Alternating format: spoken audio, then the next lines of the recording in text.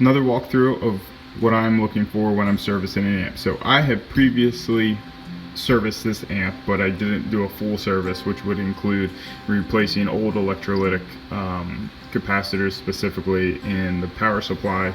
So I didn't do that. Now it's time to do it. It's starting to get noisy and I don't like it. So what I did previously is I disconnected the ground wire, I rewired the AC, I got rid of a couple mods and got it back to stock.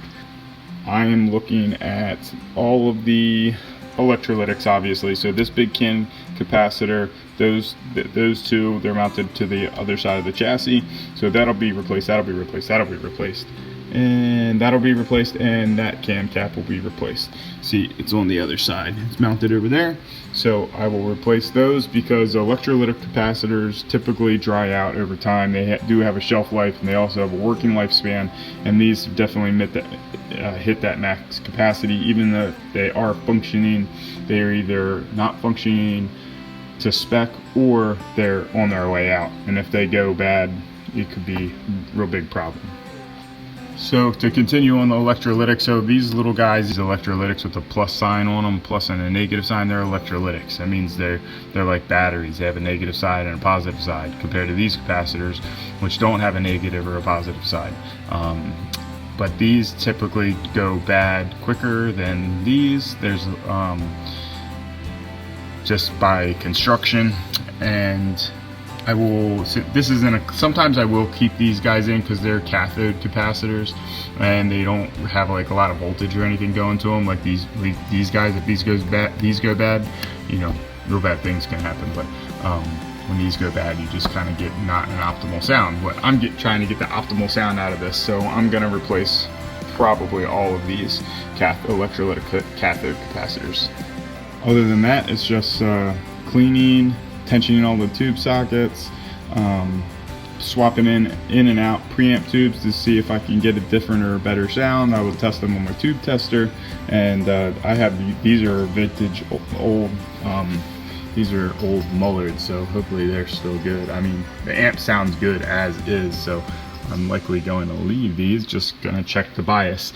I did note, so this is something to note, this is a 105 volt power transformer here. So when you have it on 120, you're running like 7 volts on the filaments, and which is super high, and everything, all the voltages in the amp are high. So I actually run this on a voltage reducer. So I made this little voltage reducer. Atom and Satellite kind of gave me the inspiration, and I got this transformer so I can go 100 volts, 110, and then obviously 120.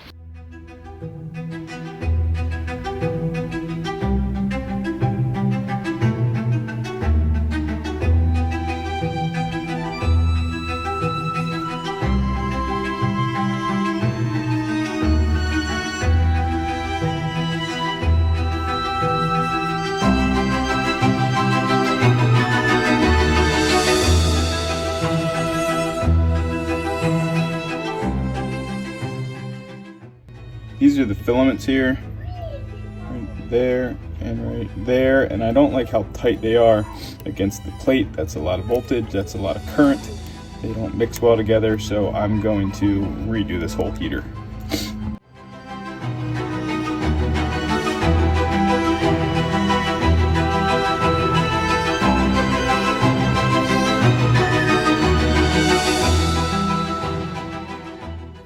Okay, fix the heaters.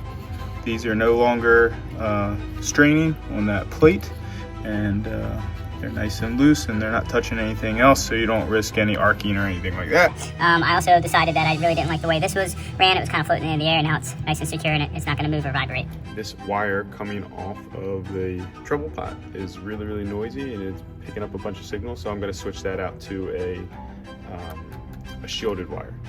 And then the reverb pot is really noisy, and I can't clean it up. And it actually, I mean, I know you can't feel this, but I can feel that there's like a break in the pot here somewhere.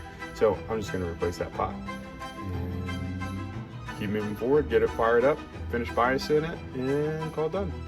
it's always a good idea to go back over every single part you did, just to make sure that you remember to solder everything, and also to make sure that there wasn't any stragglers. So I actually just looked, and there was a big lead coming off of this capacitor. So I just wanted to point out that it's good to go back over every single thing you do. Okay, so I'm finished servicing it, and I'm gonna bias it, turn it on, burn it in for a few hours, and then play test it. So let's just go over everything I did. Replace the capacitor.